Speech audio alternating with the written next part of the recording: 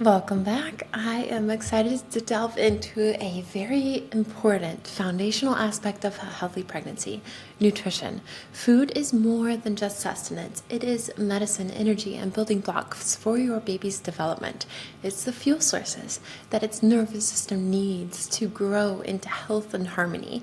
So, every choice you make at the table is a powerful act of nurturing, not only for your body, but also for the life growing within you. So today we're going to explore how to create a nutrient-dense diet that is functional medicine, food as medicine approach tailored to pregnancy, and how to use food to support your health and your baby's development, and why what you eat can have a lifelong impact on your child's well-being and how healthy it is in the future. So let's discuss more about the role of this nutrition in phytonutrient diversity. During pregnancy, your body is working overtime.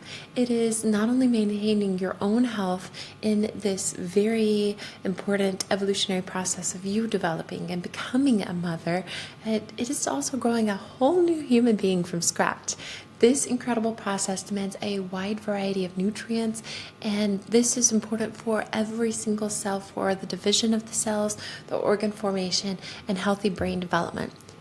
Your baby relies entirely on you for their nutritional needs, and the quality of the food that you consume can influence everything from their immune system to their metabolism to even their epigenetic factors and epigenetic optimization of how the cells are behaving functionally. So it's not just about perfection, it's about making intentional, consistent choices to optimize your health and theirs without putting in toxins through the foods that you're consuming. Instead, just pure, healthy, nutrient dense foods that will be optimizing these functions.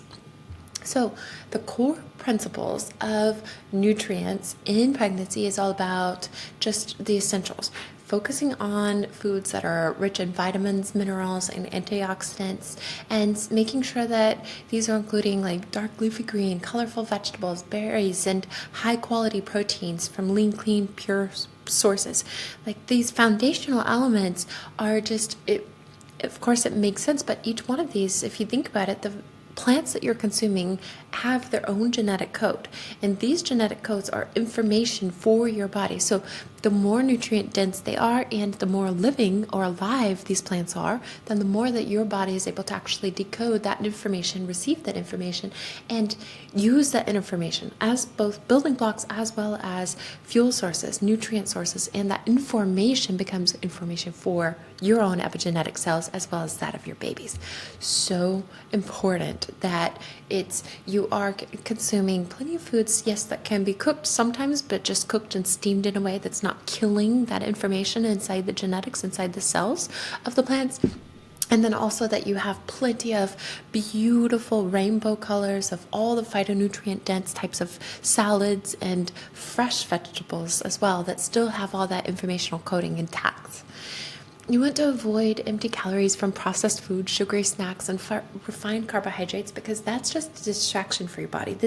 Everything you put into your system is information going in. So if you feed it a lot of crap information that's just distorting and distractive, well then that information that's going to the baby's cells is also distorted and in disharmony from what it is that needs to be there as information for how the cells can optimally function.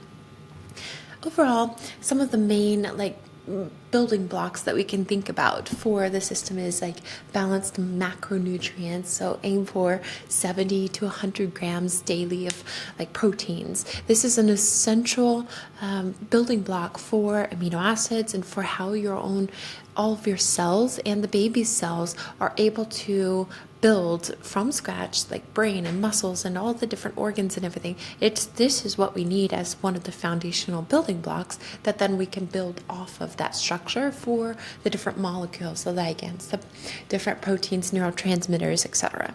The healthy fats like omega-3s from sources like wild-caught salmon, from walnuts and flax seeds, this can support brain and nervous system health And this is very, very important for the phospholipids that are in the bilayer membranes of every single cell. So this is a crucial component for creating healthy cellular integrity from a ground up approach, as well as the receptor sites on the cells are able to form in a very healthy structural way that is perfect for the ligand to sink into it, or for the communication signals and information and molecules and proteins and all these communication signals that are happening constantly as this beautiful baby is growing itself. The complex carbohydrates that you consume needs to come from pure whole grains. If you can do gluten-free types of grains and in its whole form, then that's better than gluten, because it's typically more inflammatory. Many people are reacting to gluten because it's been so genetically modified, so it's typically best to stay away from that. Sweet potatoes are great, especially different colors of sweet potatoes can be good for different diversity and phytonutrients, and that also can work as prebiotics to feed good, healthy microbiome, which is very important for the baby, for the birthing process. So you want to make sure that you're eating like purple sweet potatoes or some of the orange, or maybe you can do like the white Japanese sweet potatoes, and all of these to have different levels of like starches and carbohydrate structures and even difference in sweet. So you want to make sure you're pairing that with protein and healthy fats, because that's how you keep your blood sugar from getting imbalanced. But sweet potatoes can be so wonderful and nutrient dense.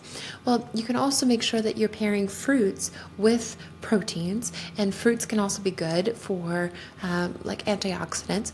You can even have like prebiotics, like say in green bananas, like, or bananas that are less developed. Like if they're super ripe, then they already have a lot of sugar content developed, and then that could spike your blood sugar or drop it down.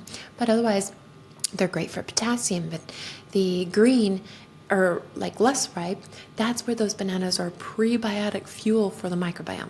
Onions, amazing microbiome fuel. That's prebiotic as well. That feeds and nurtures certain types of species of bacteria that only get fed by like apple peelings or onions. Akkermansia, eosinophilia, that's one of those species.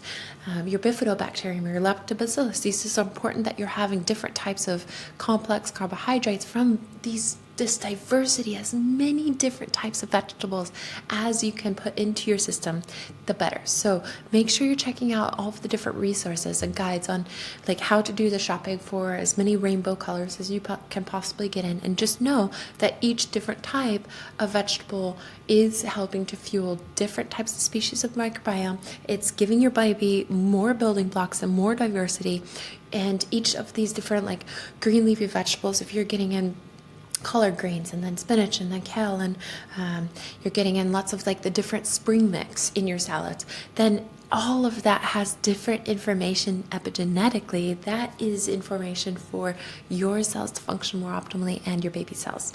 So wonderful diversity, crucial, so important. And of course, you do want to make sure that you have plenty of hydration for this entire process, because that's what helps to carry all these fuel sources to the baby in a healthy blood flow and a healthy fluidity. And of course, you need to be having at least a minimum of 80 to 90 ounces of water per day. And if you can even go up from there, like up to 100 or 110 ounces of water, then that's even more important for a baby to have plenty of hydration and to not be lacking and not have any dehydration, because the brain and the nervous system itself during the growth process, it is so important for optimal hydration, for there to not be constricted, because that shrinks down the brain of what it could possibly grow into, and like all the neural connections that can happen, electricity that's happening between the neurons. This is so important. And electricity, think about it, like the reason why you keep a blow dryer away from water, away from a sink, is because electricity and water can activate in a dangerous way. Well, same thing for the electricity though in the brain, that you have to have electrical input that is able to fire and have the proper hydration for the neurons to connect. So all those wonderful, beautiful neural connections can only happen if the baby is well hydrated. Make sure you're consuming, of course, very pure sources of water. It has to be filtered, and not just from a fridge filter, which can be filled in those hoses with so many types of mycotoxins and mold and all these horrible types of species of biotoxins that can happen, get into your system, and then just continue to be harbored in your body and go to the baby's nervous system. We don't want that. So what you need to do is make sure that it's a very pure source of water that you can fill change out the filter regularly. Ideally, reverse osmosis. If you're doing distilled, that's even better. If you want to do distilled, then reverse osmosis, now you've annihilated every different type of toxin. Of course, you have to add your minerals back in and electrolytes. So like the distilling process is an actual phase change.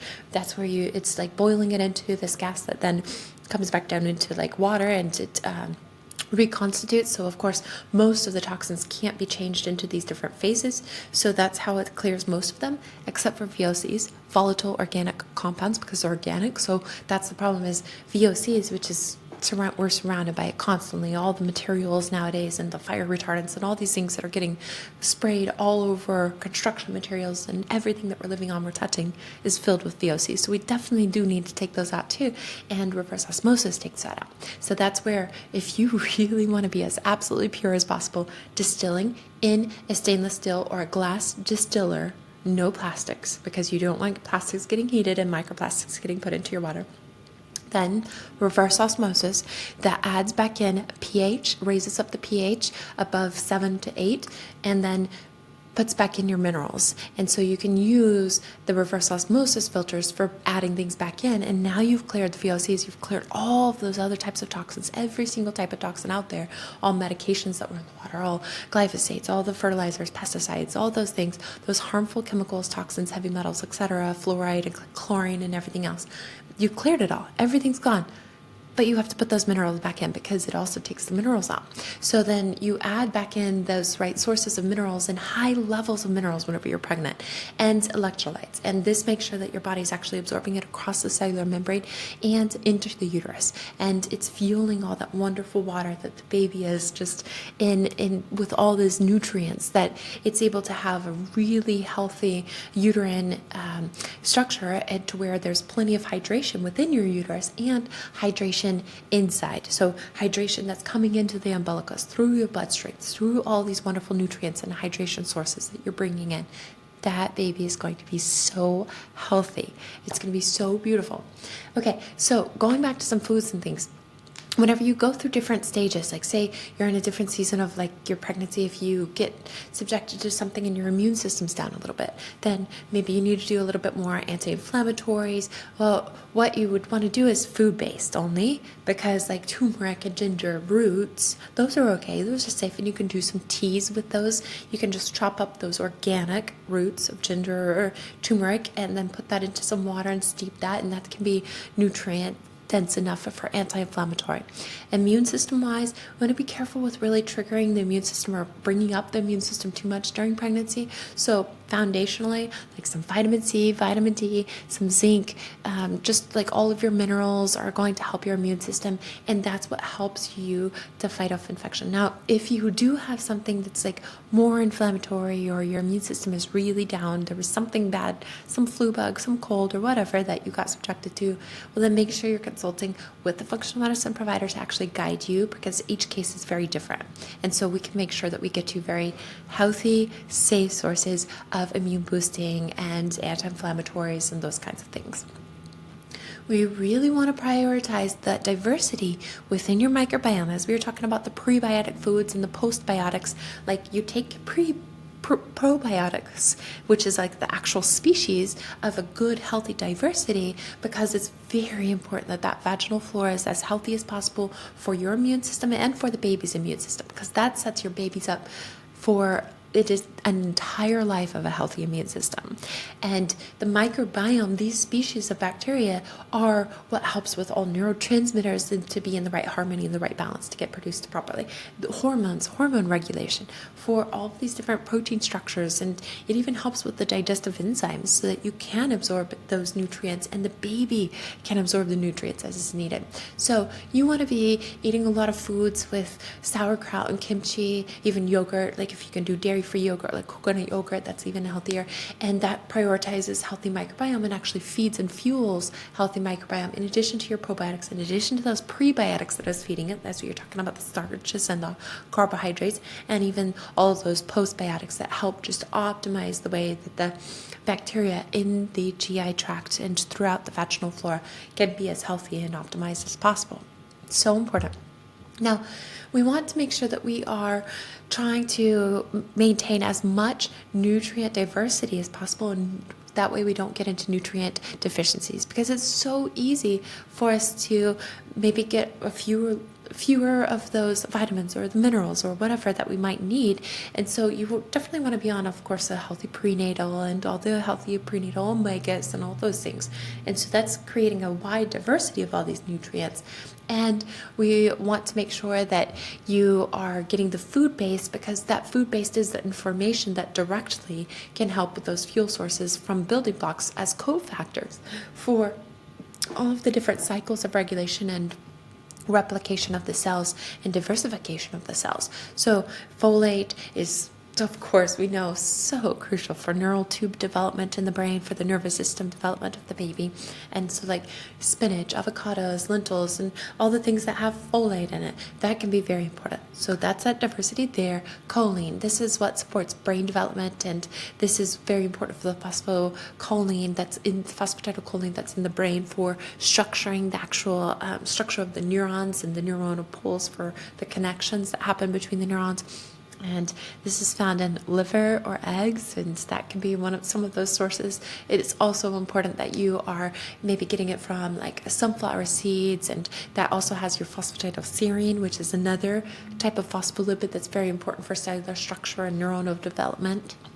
And then, of course, iron. You want to make sure that you're getting from grass-fed, grass-finished, pasture-raised, as healthy as absolutely possible, lean, clean meat, beef sources, maybe even some chicken if you can find healthy enough sources of that. That's cage-free, and they're also just like pasture-raised. You want to make sure there's all these little keywords that you can find to get clean sources.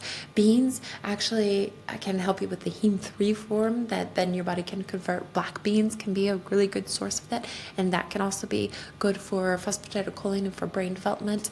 And just overall, just making sure that if you are getting in some grains, they're gluten-free grains, but that also can be good sources for different types of B vitamins, and that can help with the conversion process. And vitamin C is very important for iron and for the conversion of the iron.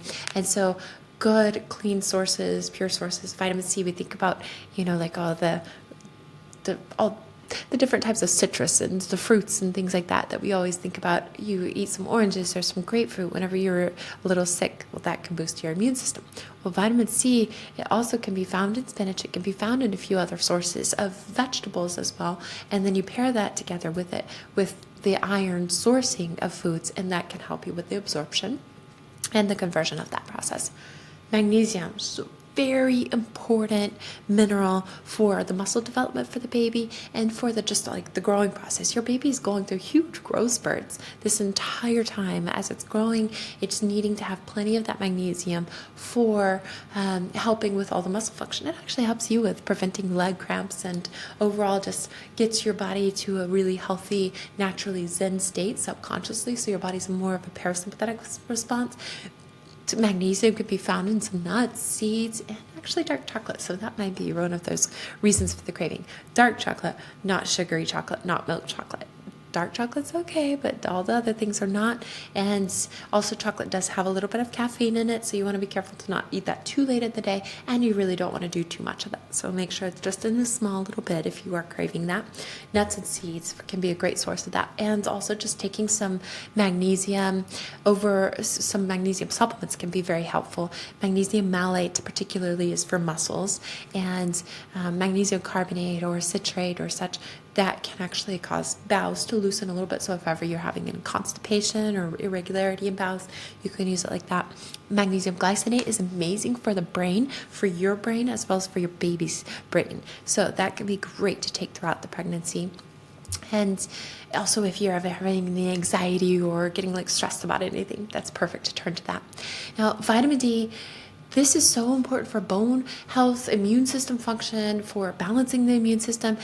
And it's so important to get as much from the sunshine as possible. Your body converts as much as it can, but also so many of us are just deficient in vitamin D that it's just better to go ahead and dose some vitamin D, especially D3 plus K2. That paired together is super important, because that can be very beneficial for the proper levels for brain health and for immune system function and for also healthy blood. And then it balances the immune system to prevent any types of autoimmunities or hypersensitivities and allergies and things like that. And so important. Now, these are just some of the foundational levels that are good for everyone, but of course you want to work with a functional medicine provider to make sure that we have you on a specific plan that's directly for you based on exactly your needs. So we can make sure that we come up with solutions directly for you and your baby.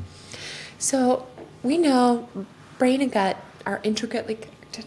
And this relationship is so important, especially during pregnancy. So that healthy gut microbiome, that diversity, not only supports your digestion and your immune system function, but it's also important for the baby's immune system function and overall neurological and mental health. And so just all those prebiotic foods like that feed and fuel, like garlic, onions, asparagus, and like green bananas or less ripened bananas, and apples with the apple peels can be beneficial as long as you can find organic sourcing where they're not still spraying it, and make sure that you do a vegetable wash or a fruit wash from organic sources, and also just maybe use a little bit of like apple cider vinegar or something in some water, and that can help to lift off anything that has been sprayed just to protect those plants. And then of course, if you do have to take any antibiotics during pregnancy, we really want to avoid that as much as possible. But if you have to, then we need to know that disrupted your microbiome, and we've got to rebuild that quickly. So we want to do very specific strategic probiotic therapy to get that diversity back. If ever you've had antibiotics previously in your past before you got pregnant, well, then we also still need to be doing your probiotic therapies throughout. And it's like different types of probiotics, not the same kind throughout the entire 9 months, the same product of probiotics. We want to get different types of species and layer them in the right way. So we want to like really start rehabilitating the diversity of all the different species of bacteria that's supposed to be in your gut and in your vaginal flora. And we want to stay consistent with fiber intake and all those healthy different like fresh vegetables, fresh salads and stuff, because this helps with healthy digestion and regular bowel movements and just feeds that diversity in your microbiome. So food as medicine, it's so important that you're making sure that you are setting yourself up for success with meal planning, prepping ahead. Don't feel like you have to just tackle all of this at once. Make sure that you're prepping for the entire week and prepping some little snacks and things. Set aside the time to prepare these nutrient-dense meals and snacks that you can then store in glass containers and healthy containers, and you're able to just reach for them, grab them whenever you're ready, and it reduces stress and it helps you to have a healthier accountability for making those healthy snack options whenever you are getting a craving or you're hungry. Keep little healthy snacks around like almonds and carrot sticks and hard-boiled eggs or something to maintain the energy and blood sugar levels. Make sure that you're pairing any carbohydrates that you have with proteins. And of course, you already know, reducing the toxins in food, always choosing organic produce as much as possible to avoid all the pesticides and fertilizers and chemicals. Make sure that you're opting for grass-fed, grass-finished, wild-caught, pasture-raised, cage-free, etc., as pure as absolutely possible to avoid hormones, microplastics, antibiotics, parasites, all those things that can happen in animals that are not wild, and as healthy as possible. For hydration boosting, if you're feeling like you're maybe a little bit dehydrated or you need to just be inspired to drink more water, then add a little slice of lemon or a splash of coconut water to your oil, and that can add nutrients and flavor.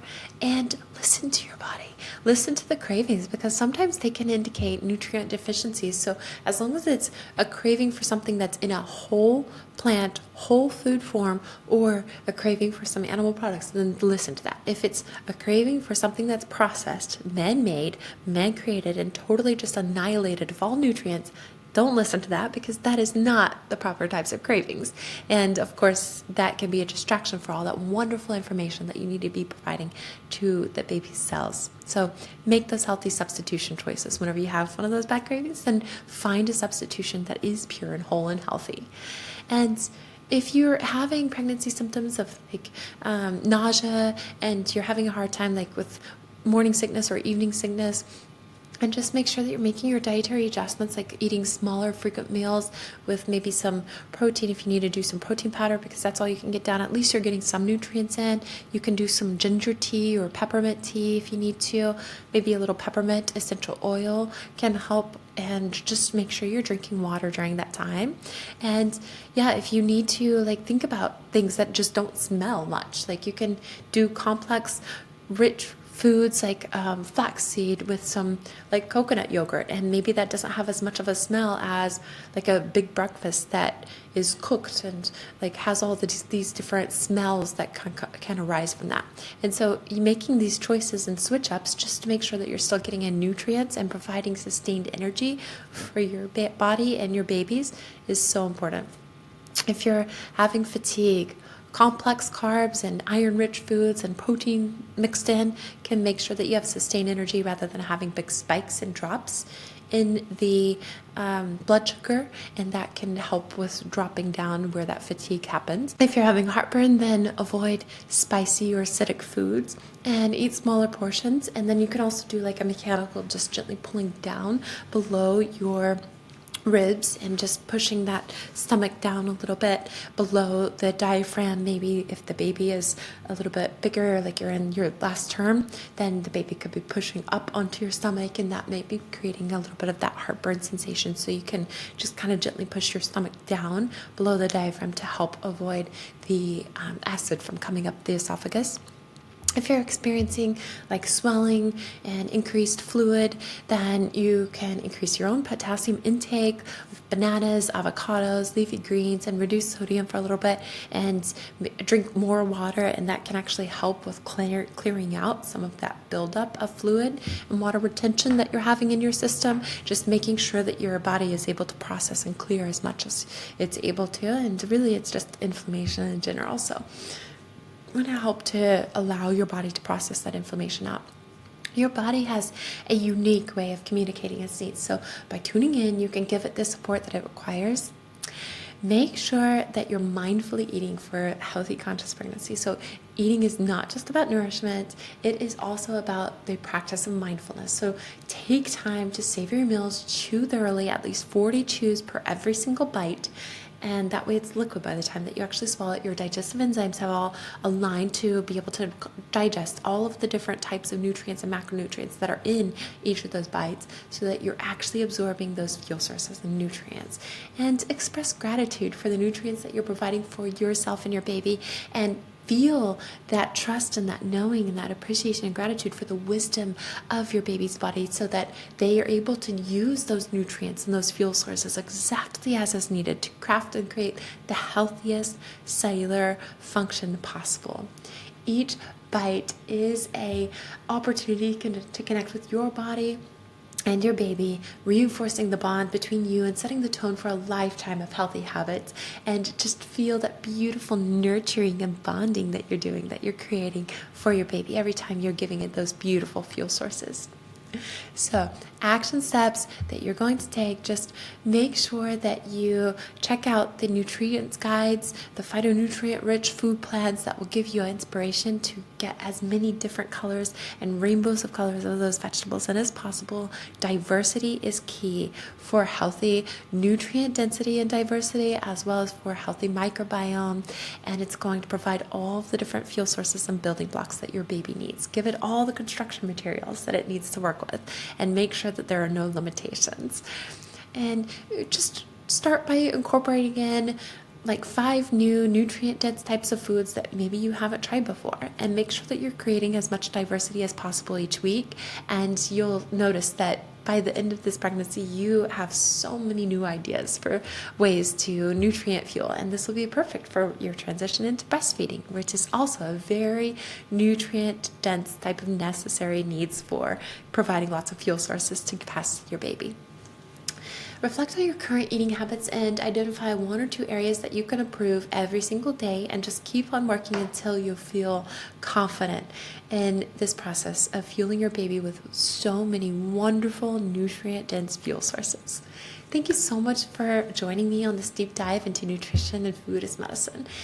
In our next video, we're going to explore the importance of reducing toxins in your environment to create a healthier, safe space for you and your baby. Remember that every choice you make is an act of love for yourself and for your baby.